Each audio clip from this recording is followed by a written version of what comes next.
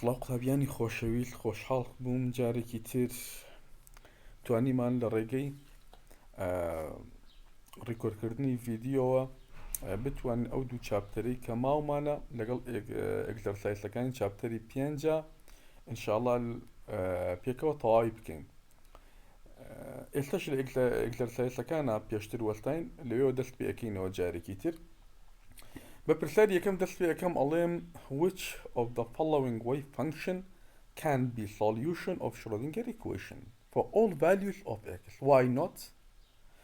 A psi is equal to A second x, B psi is equal to A tiny x, و C psi is equal to A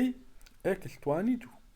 کاتە هەر یەکێک لەمانە پێمانەڵێ کامل لەمانە ئەتوان ببن بە حل بۆ معادلەی شرۆدینگەر. ئێمە یەک تێستیان نەکەین. بۆ نمونە یەکەمیان تێست ئەەکەین پسای ئەکاتە A سەکەندی x، خۆمان نەزانین سەکەندی x ئەکاتە یەک لەسەر کۆساینی x، بەڵام کاتێک ئێکسەکەمان گۆشەی نەوەدی ئەینێ ئێمە زانین کۆساین نەوە دەکاتە سفرکاتە یەک لەسەر سفر ئەکاتە مالانی هەیەکەواتە لەو حاڵەتە پسایەکەمان پێناسە نەکراوە لە x is equal to pi over 2 کاتە یەکەمیان کە ئەیە ناتوانێت بێتە حل بۆ معادلەی شرۆدینگەر. ئەچینە سەر دووەمیان لە بیە پسای ئەکاتە ئەی تانی x، ئێمە ئەزانین تانی x جارێکی تر ئەکاتە ساینی x لەسەر کۆساینی x، مادەم کۆساین لە ژێرەی کەرتایە ئەگەر ئێکسەکەمان گۆشەی پای لەسەر دوو بینە جارێکی تر تەماشا ئەکەین یەک لەسەر مالانی هەیە دەکا ئەمەش بەرەو ئینفینیتی ئەڕوا بۆیە لێوێشە جارێکی تر پێناسە نەکرا بۆیە کە پێناسە ناکرێ ناتوانێت ببێت بە حل بۆ معادلەی شرۆدینگەر. سێیەمیان پسای is equal to ax exponentially x 22 لێرەش ئەگەر ئێکسەکەمان بڕوا بەرەو زائید مالانی هەیە یاخود بڕوا بەرەو ماینەس مالانی هەیە جارێکی تر پسایەکەمان ئەڕوا بۆم مالانی هەیە بۆیە سێیەمیشیان ناتوانێت ببێت بە حل بۆ معادلەی شرۆدینگەر. کەواتە هیچ کام لەم وەی فەنکشنانەی کەوا دراون ناتوانن ببن بە حل بۆ معادلەی شرۆدینگەر. ئەمە پرسیاری یەکەمە. این سەر نمونەی دووەم find the value of the normalization constant a for the wave function psi is equal to ax e to power minus x توان لەسەر دوو. ئێمە چۆن سۆڵڤی ئەم پرۆبلێمە ئەکەین داوای ئەیمان لێکە ئەی ئەبێ جارێکی تر لە ڕێگەی یاسای نۆرماڵایزیشن کۆنستانت یاخود نۆرماڵایزیشن کۆندیشن بنووسین بۆ ئەوەی بتوانین قیمەتی ئەی بدۆزینەوە. ئەمە یاسای نۆرماڵایزیشنەکەیە لە ماینەس مالانیا بۆ موجب مالانی هەیە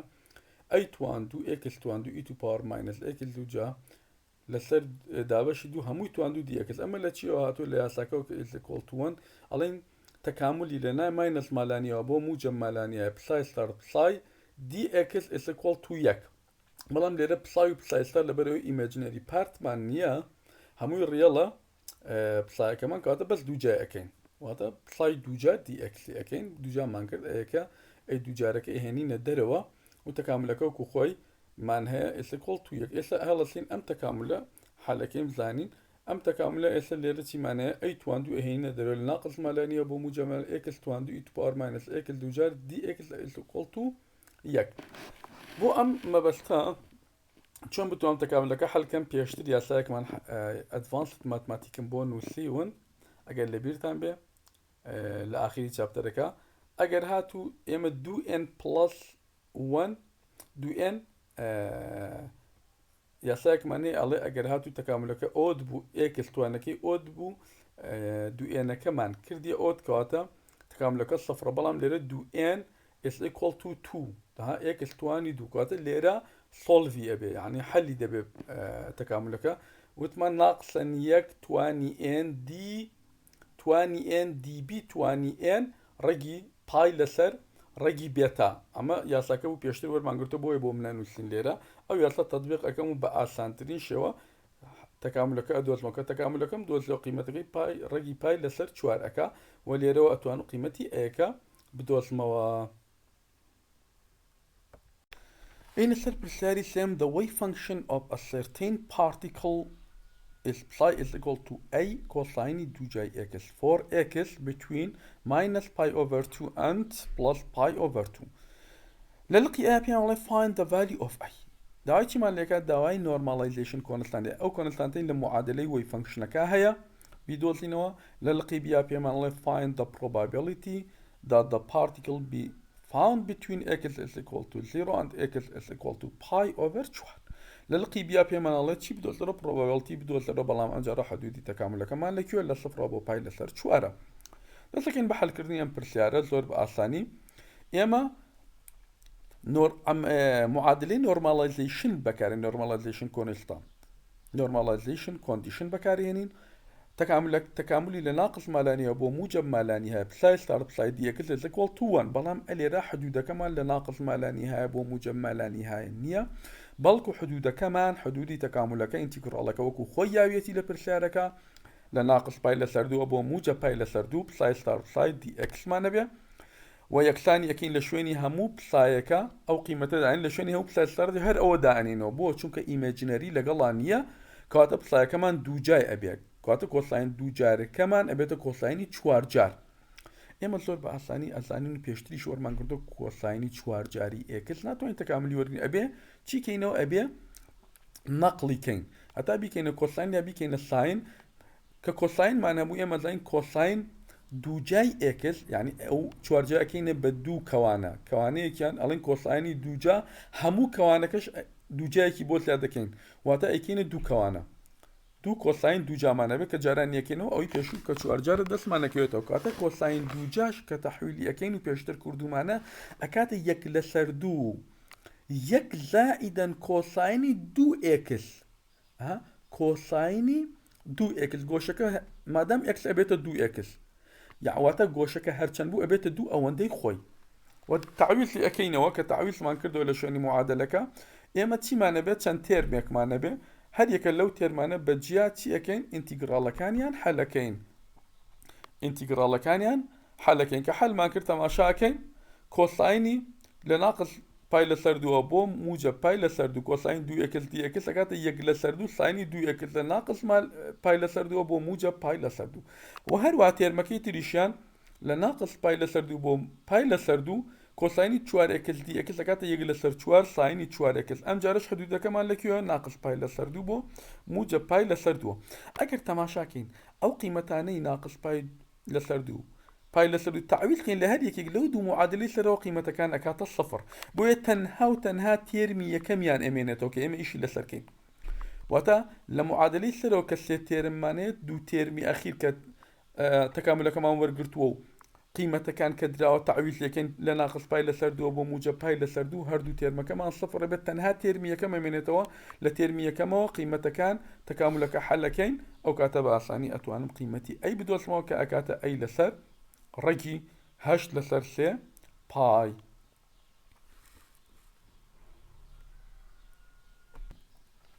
كداي انين بم جرب لم حدودي تكاملك اجاتان ليبل للقي بيا اغوري لصفر وبو باي لسر شوار ابي كوساين شوار جاري اكس دي اكس مان ابي اكاتا قيمتك ادوسين اوكاتا 3 باي لسر سيدو زائدا يك لسر شوار كاتا the probability of the particle being found between x is equal to 0 and x is equal to pi لسر شوار is the product of this integral and اي توانيدو اي ما ندوسي وتو بيشتر وهروها اي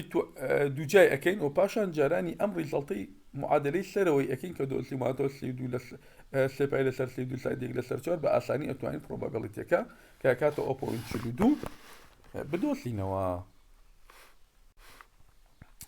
لبرساري چوارم ما بيمان الله show that the expectation value px and xp are related by الله بيشاني بدا كاكسبكتيشن فاليو قيمي متوقع بيشتر خويندو معنا بي اكس لقل اكس بيا ريزلتكي ناكاتا الصفر بلكو اكاتا اجبار لسر ياخد اكاتا ماينس اي اجبار سوكو اگر اما يلي جيري كرتكو برينا السروي كرتكا او قيمتكي ابيتا ماينس كاتا بيكو حالي اكين اما بو اوي امبر سارة حالكين بيوشلان باتشي بي قيمي متوقعي بي اكس مانوي كأكاتب بي او معادلاني بيشتر ورمان قرتو لم ناقص ما لا نهاية بو موجب ما لا نهاية بساي ستارت اوبريتراتي بي لقل اكس جاراني بساي دي اكس وهروا بو اكس بيشبه مان جور راستا بو اكس بيشبه مان جور راستا اكاتا كاتا ايسا ام دوانا مان هي زور باساني ام تيرمن يكم يعني بي اكس بساي دركين لمعادلة سروا ها بي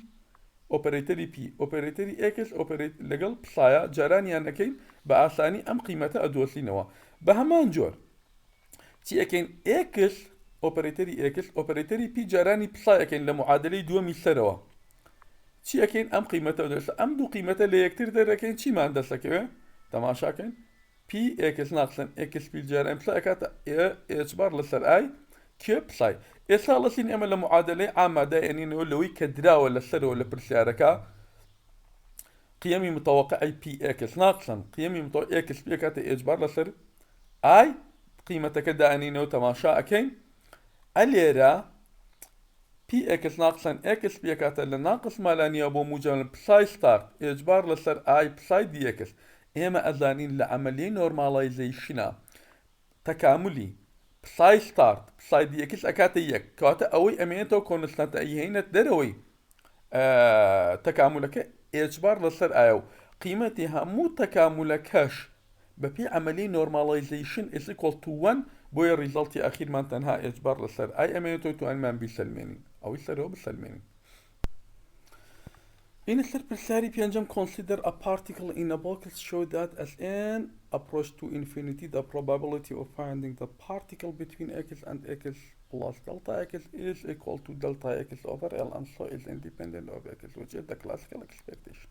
كاتلا في شايم دكاتة كوانا كمان سجبتو لما لا نهاية probability كمان بو او particle لبوكس كالحصر كراوة لنيوان x زائد دلتا x بيبقى دلتا x لصر L اما زين كين بسوليشن بو بارتيكل إنا بوكس إما تيمانيا معادلة كمان هي خوين دو مانا بيشتر بساي n is equal to رجي دو لسر l سايني n باي x لسر l كاتا أتشينا probability the probability of finding the particle between x and delta x is equal to أما معادلة probability لبروي probability كم لنوان x زائد دلتا x وكل برسالة كادراوا يكسان أبي بالتكامل لبيني x بو x زائد دلتا x بساي n تواندو دي x كاتب بساي كمان دو جا أكين لأنه تكامل كداي أنين تماشاكين أم معادلة s ساين دو جا ماني جاري كتر أم ساين دو جا إما ناتوانين راستو خو ساين دو جا تكامل كورجن أبي بيقورينو بتشي با يك لسردو يك ماينس كوسايني دو اكس وكل المونكاين بشوتري شازور عملية ما بكار هنا كي يكسام مانكر او كاتب بأساني اتوين تشيب كين بأساني اتوين تكامل كمان حل كين إسا تكامل كمان حل كرديا اكس لسر ال ماينس اكس لسر دو باي ان ساين دو ان باي اكس لسر ال بلام حدود تكامل كمان تعويض لك كاتا حدود تكامل كاش تعويض لك ان لشويني همو اكس كاجاري كان اكس اي دلتا اكس تاين جاري كيتريشان اكس تانين تي ما بودرتش ام معادله خواري ما بودرتش الا المعادله هركاتك ان مبرو ابو مالانيها تيرمي دوام لقل سيما ان لجيريو كرتكو كاتا يك لسر مالانيها اروابوشي اروابو صفر كاتا تيرمي دوام مسلم فينيش بي اوي كواتن هاو تنها امينيتو دلتا اكس لسر ال ابيض كاتا اس ان approach to infinity the last two terms vanish او two terms اخير من بروزي روبون اروا كواتا اجينو بوي كوا is equal to delta x لسر ال مان دبي امش برساري بيانجام برساري ششم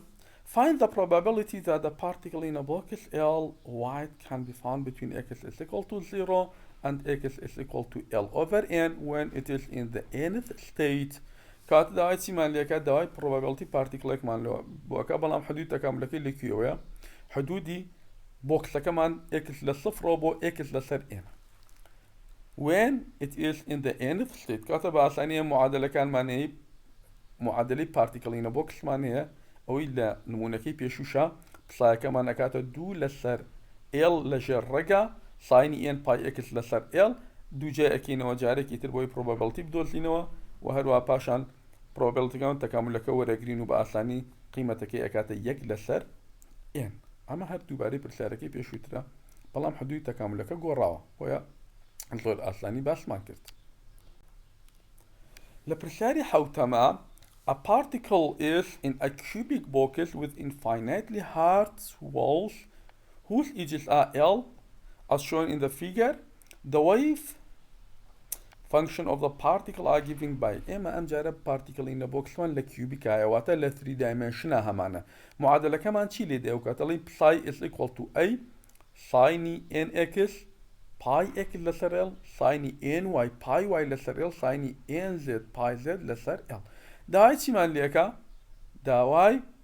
او مان ليكا find the value of the normalization constant داواي اي مان ليكا لمعادلة كي سروا ابي او قيمتي اي بدوسين ايام بو يك دايمنشن دوسين ما تقول زور باساني اي بو 3 دايمنشن بها مان جري ما تو ام بي دوسينوا تكامل كمان او كاتبو normalization معادلة normalization انوسين تكاملي بساي ستارت بساي دي في اها دي اكس بكارنا يعني شو دي اكس بو يك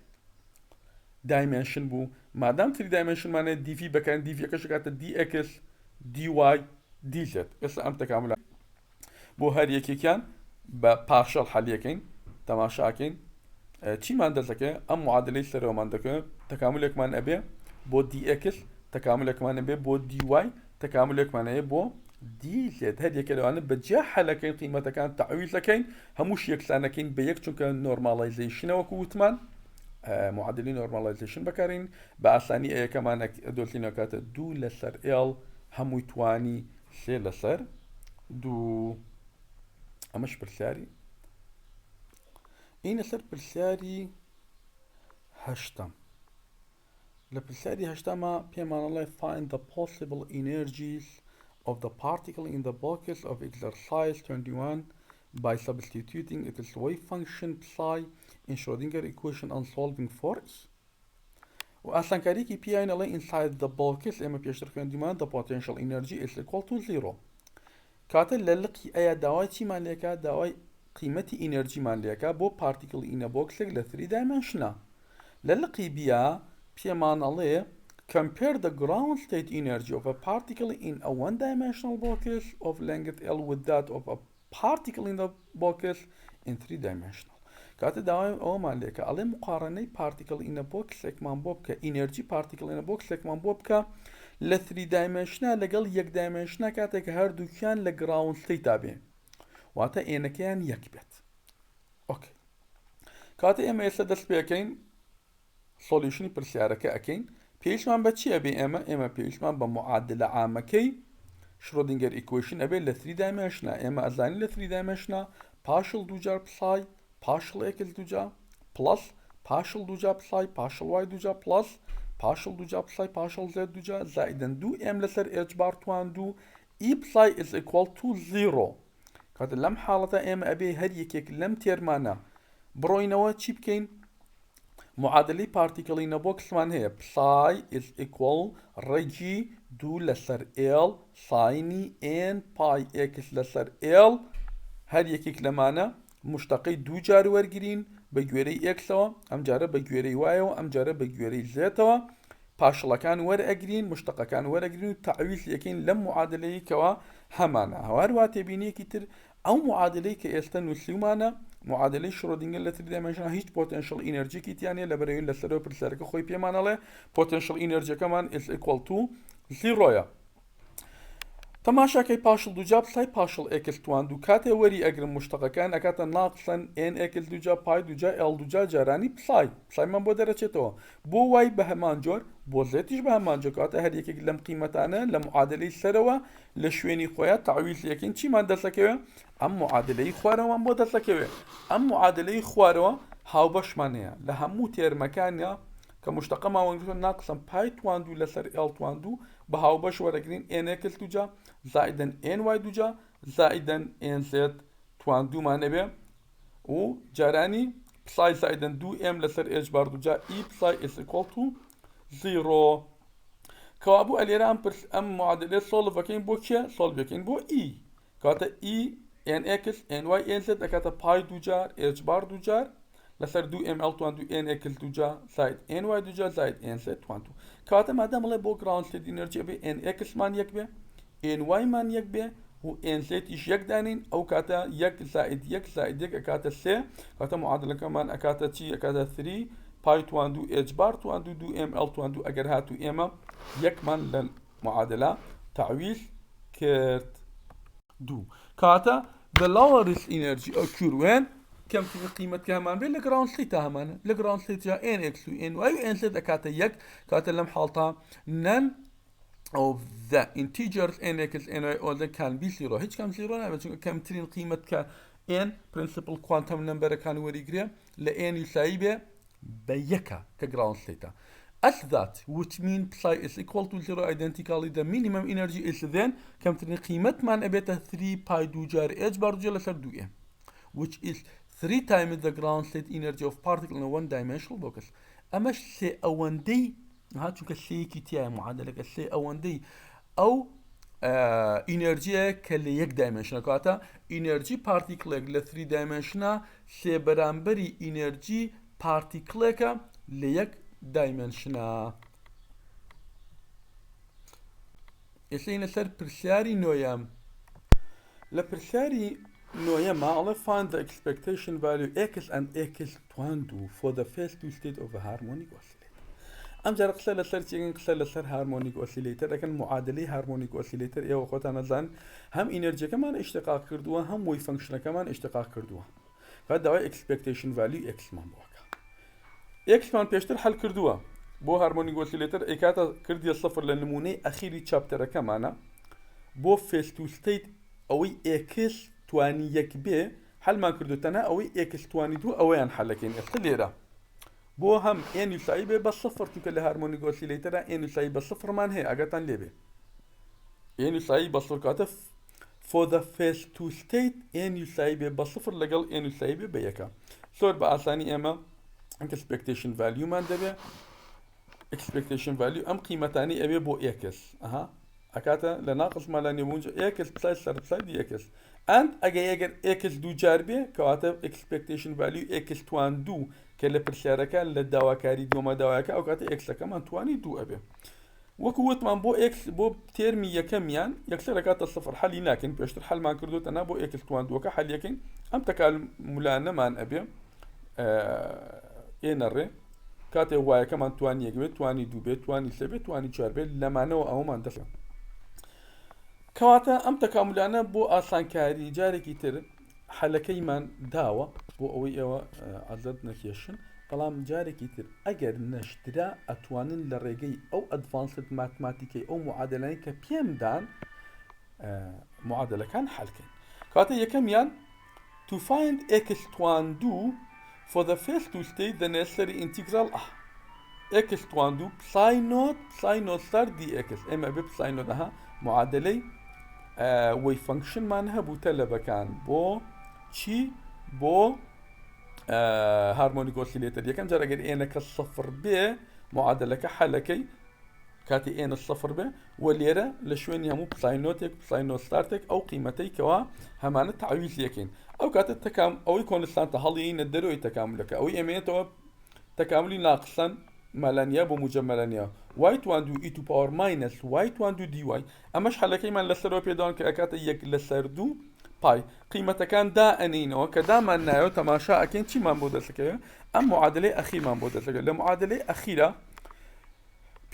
پیش ترمی اخیر سرو جری معادله که جارانی دو اکین بو یک لسر دو اچ میو اندازه که یک لسر دو اچ میو اما ازانی اکاتا 0 point energy بو هارمونيك اوسيليتر اي اوي جيرو اكاتا تي اوي جيرو واش اكاتا قيمتي كي چونکه چوار باي دو جار ام في دو جار اكاتا كي الا معادله فريكوينسي كلاسيكال فريكوينسي هارمونيك اوسيليتر ورمان قرتو اما كاتك انا كمان تشي بي صفر بي اي نوصل اوي كوا انا كمان يكبي ام جال لباتي بساي نوت مان دبي تلبكان بساي 1 مان دبي ورا بساي 1 ستارت مان ام دوانا لمعادله دو دري شكي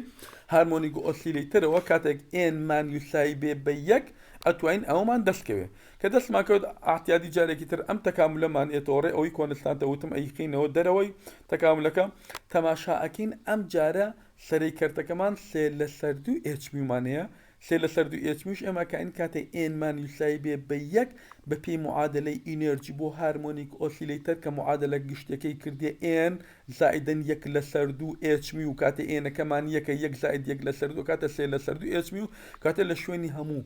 سيل سردو اتش ميو كاتوين اي 1 داني او يجري كرتكش بمعادله فريكوينسي بو هارمونيك اوسيليتر همو قيمتي جري كرتا كمان اكاتا كي امش تيبو امش معادله أمش برسياري نويم بو إيه نسل برسياري ديم. A pendulum with a 1 gram bob has a massless string 250 millimeter long. The period of the pendulum is يك second. What is its 0 point energy? Would you expect the 0 point oscillation to be detectable? للقي بما the pendulum swings with a very small amplitude such that its bob rises a maximum of 1 millimeter above its equilibrium position. What is the corresponding quantum number? كاتل برساري دا بيمان على بيندوليك من هي كبوبيك بقرصاي يا ببارساي 1 جرام هالواسراوة وهروها دريشي باتكش او باتي بيو هالواسراوة 250 ملم وهروها كاتلري بيندوليك مكشي بيدان كي 1 سكندا دايتي مان ليكا وات از ات 0 بوينت انرجي دايت 0 بوينت انرجي مان ليكا اكاتتا وباشان عليه what you expect ده مصدر جرينجا اتوقع شيء كذا 0 point oscillation to be detected اتوين اما detectable كين اتوين كشف كين اتوين دركي بيب كين او انرجي كوا 0 point كهيتي اتوانين دركي بيب كين يعني اتوين للقي بيب معناه the pendulum swings with a very small amplitude امجارة او pendulum كمان amplitude كي هي amplitude كي بشكل such that its bob rises a maximum of 1 ملم. كان برسبته 1 ملم لآستي equilibrium position 1 ملم برسبته. What is the corresponding quantum number؟ داوي إيه ماليكا بيرتانا تاع 1 ملم إما تواني 1 ملم قياس كين كتواني ما قياس كين حال يكسلو بي برساركا حال كين أزاين كوا quantum number كمان أبي صور كوري درتشي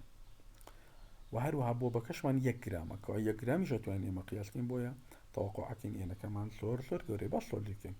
كاتل 0 point energy بو هارمونيك اوسيليتر اي 0 is equal to 1 لسردو اتش ميو كاتل 1 لسردو اما ميو مان يبلام تي مان كاتل ميو frequency is equal to 1 over t كاتل لشويني همو ميو 1 لسرتي دانين كاتل اتش مان هي تي مان هي دوكش كون لسانتا بأسانية تماشا اكين دتوان ناقصان 5 الكترون فولت كأما زور كما which is not detectable كاتي اما ناتوين اما قياسك بريد دتوان ناقصان 5 بو الكترون فولت ناتوين اما ام قيمة زور كان بو وكو قيمتكي discrete درناكي بلك وكو قيمتكي continuous دركي.